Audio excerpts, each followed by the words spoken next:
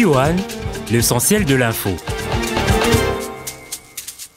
François-Joseph Zanga Mobutu ne fait plus partie du gouvernement. Le vice-premier ministre en charge de l'emploi et prévoyance sociale est révoqué par le chef de l'État. Départ qui ne surprend guère, car l'on se souviendra que Zanga Mobutu avait quitté Kinshasa le 19 novembre 2010 pour assister à Rome à l'élévation de Monseigneur Laurent Mosengo Passigna au rang de cardinal. Plusieurs mois après, il continue à séjourner hors du pays. La notion de la représentativité féminine prônée par la résolution 1325 du Conseil de sécurité des Nations Unies est loin d'être acquise à la MONUSCO.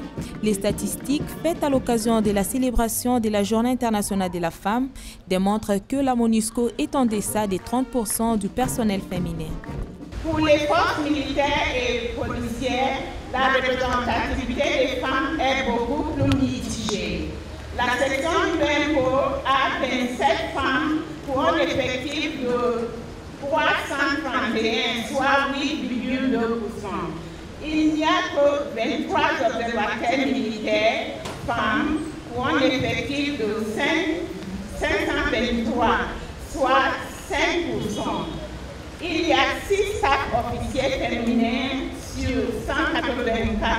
Placée sous le thème « Les femmes au premier plan pour la paix », cette commémoration aura eu pour mérite de plaidoyer pour un équilibre genre au sein de cette institution. C'est le lieu pour moi de lancer un vibrant appel à l'ensemble des responsables du système des Nations Unies en République démocratique du Congo afin de susciter et d'encourager les candidatures féminines à tous les postes à pouvoir au sein de cette mission qui, plus que jamais, a besoin des femmes pour la réalisation de l'ensemble de ses objectifs.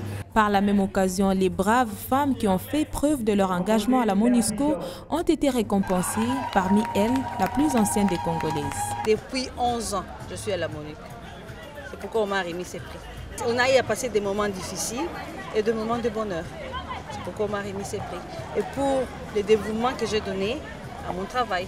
Célébrée ce mercredi, cette activité s'inscrit dans le cadre de la Journée internationale de la femme, fêtée chaque 8 mars de l'année.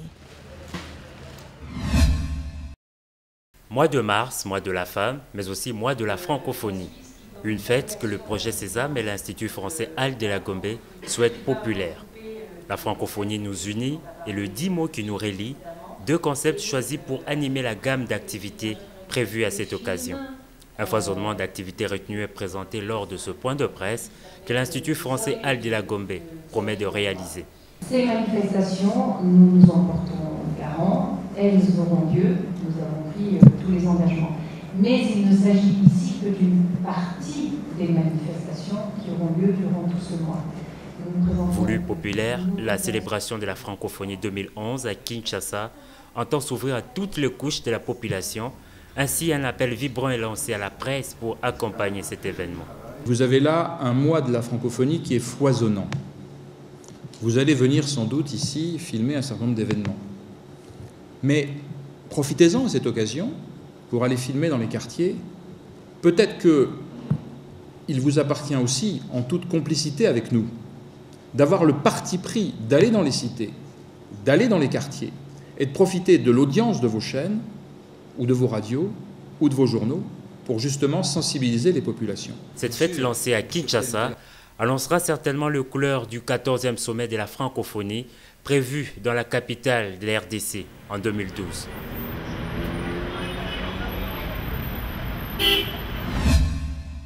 De ce logis situé non loin du rond-point Gaba, il ne reste plus rien. Déclenché en plein milieu de la journée, un incendie a tout ravagé. Un enfant de 3 ans qui se trouvait dans la maison n'a pas pu échapper à la violence des flammes. Sa grand-mère, elle, a été sérieusement blessée et a été vite acheminée aux cliniques universitaires pour des soins. Mais les premiers témoignages recueillis sur place n'ont révélé aucun indice sur l'origine de l'incendie. Il n'y avait dans le logis ni courant ni essence, mais nous n'avons pas compris comment la maison a pris feu. Dans ce contexte, je ne sais pas tirer des leçons car l'origine de l'incendie n'a pas été révélée. C'est un peu mystérieux.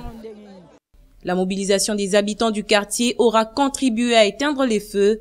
mais le mal était déjà fait. Chanter avec elle.